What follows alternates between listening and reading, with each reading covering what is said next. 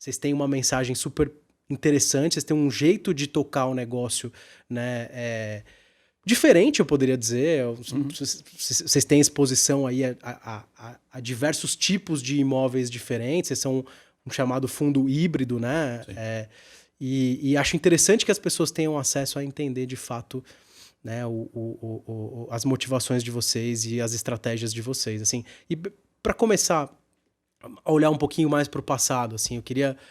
Eu já ouvi até você falando outras vezes a respeito disso, mas eu queria entender mais do que o processo em si, né? Assim, putz, eu sei que tem muita gente experiente lá, você é um cara... Diretor, você não vai acreditar. Eu ouvi outro dia um negócio aí. Você começou a trabalhar desde quando que você falou? 95. 95, cara... 90... Pois é, olha só, os dois aqui com a lata completamente prejudicada, né? O cara nasceu em 95. Porra, o que você faz, Fábio, além de ser gestor de fundo, pra ter começado a trabalhar em 95, O mercado financeiro é tranquilo, ninguém envelhece, a gente fica bem preservado.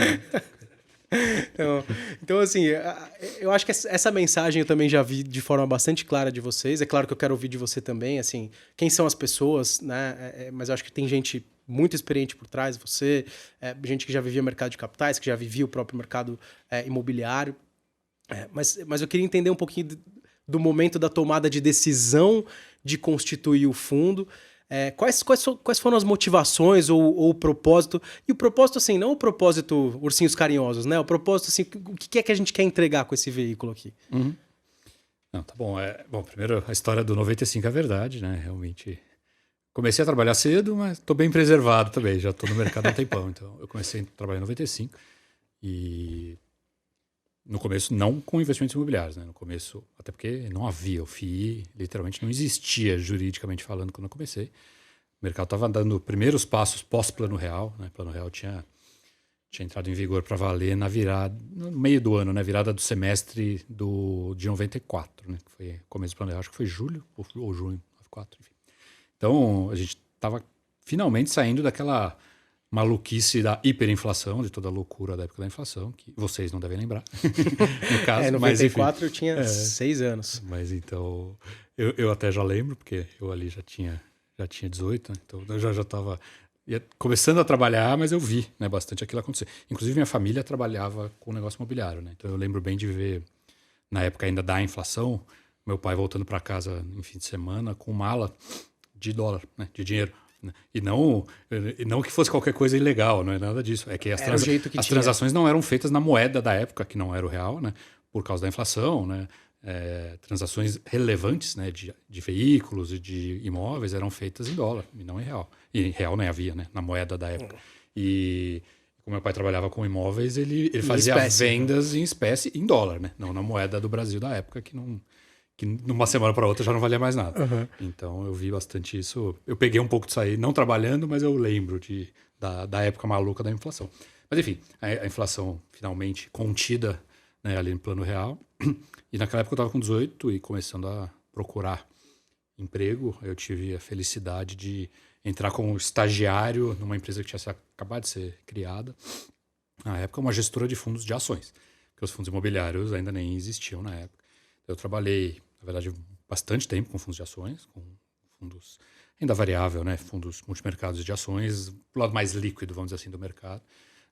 Numa época que, de alguma forma, lembra o que os fundos imobiliários passaram nos últimos anos. Uma época muito inicial, de pouca liquidez, poucas empresas de capital aberto, poucos fundos, poucas gestoras. A gestora em que eu comecei a trabalhar foi a segunda autorização de gestão de recursos independente que a CVM deu no Brasil. Isso é uma coisa que não existia até o final de 94. Então, comecinho de 95, a CVM... Finalzinho de 94, a CVM criou o arcabouço legal das gestoras, né? Então, gestora independente, que não era uma instituição financeira. Então, eu estava lá no começo de uma dessas primeiras, né, que foram criadas. E aí peguei essa fase aí, meio que da criação do mercado moderno brasileiro, mercado financeiro moderno brasileiro. Porque o mercado, na época do Plano Real, não existia. A gente brinca que era um cenário de pós-guerra no ponto de vista de infraestrutura econômica, né? Sim. Não tinha um monte de coisa que existe hoje em dia. O arcabouço legal de um monte de coisa não havia.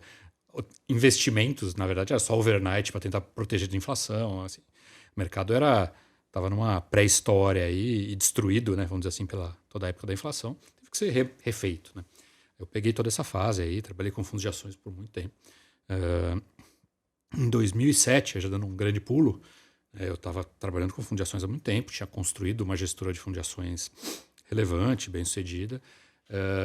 E por provocação de alguns conhecidos e algumas coisas que estavam começando a acontecer no Brasil, principalmente de empresas estrangeiras se estabelecendo aqui entre 2005 e 2007, a gente achava que havia um espaço para começar a montar aqui empresas de investimento imobiliário num perfil das que existiam nos Estados Unidos, né, basicamente. Até porque as próprias americanas estavam vindo para cá, né?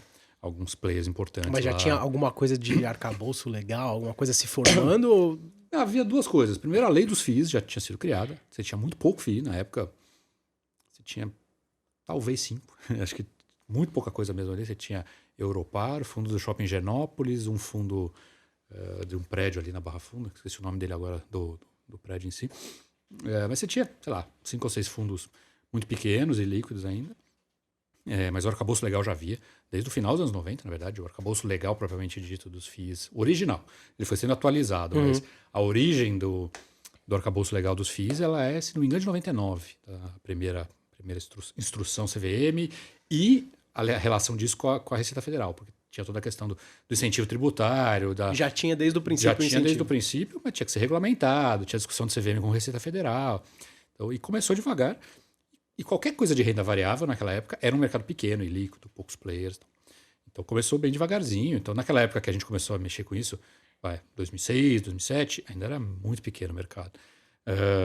Mas enfim, estava começando. E outra coisa importante, que foi para o mercado de investimento imobiliário super importante, é o que o mercado conhece como a lei da alienação fiduciária, que é uma questão jurídica em si, né, de você poder colocar um imóvel em garantia de uma operação, porque isso é uma coisa que não existia no Brasil até aquele momento. E não existir isso impedia demais fazer operações imobiliárias de uma forma, vamos dizer assim, profissional, né? Bem estruturada, de longo prazo. E com algum nível, alguma segurança jurídica. Exatamente. Porque nenhum investidor profissional vai constituir fundos, estruturas, fazer um financiamento, por exemplo, imobiliário, qualquer coisa assim, se não tiver uma garantia, a capacidade jurídica de implementar uma estrutura de garantias parruda, forte. Então, isso também tinha acontecido relativamente perto ali. E o conjunto das duas coisas, os FIIs e depois os CRIs, que vieram um pouquinho depois, mas são importantes também. E para esses dois, né, veículos funcionarem direito, esse arcabouço legal da alienação fiduciária, isso tudo deu uma acelerada boa no mercado. E claro, também pegar fases boas de mercado, vamos dizer assim, pelo menos o segundo governo Lula, vamos dizer assim, a gente estava numa fase bastante favorável, né, do mercado. E aí isso também deu um estímulo para os FIIs crescerem. Então aí a gente já pegou, né, quando eu fui lá quando eu fui para o mercado de FIIs, aí a gente já pegou uma fase, no começo pequeno, devagar e tal, mas aí pegamos uma fase boa, entre 2010, aí 2012, 2013, aí o mercado teve uma primeira grande acelerada, aí, grande crescimento, que a gente pegou uma fase disso boa. E aí, enfim, desde essa época eu já estou, aí segui com os FIIs, né, fui me afastando também da renda variável, dos fundos de ações. Eu particularmente acho que para uma gestora no Brasil, o mercado é muito melhor para uma gestora de FIIs do que para uma gestora de fundos de ações. Acho que isso te ajudou com a conservação da lata. Pode ser. Ter feito essa migração talvez tenha ajudado um pouquinho com a quantidade de cabelo branco aqui e a conservação geral da saúde, vamos dizer assim, física e mental. Mas foi uma decisão consciente, na verdade, né? Teve um momento que eu tinha as duas coisas. Por uma época eu fui sócio de uma gestora de fundo de ações e de uma gestora de fundo imobiliário. As duas existiam em paralelo, vamos dizer assim, né? Eram empresas independentes, com sócios independentes, mas eu fui sócio simultaneamente das duas por algum tempo. Em um certo momento eu preferi ir só para o lado do investimento imobiliário.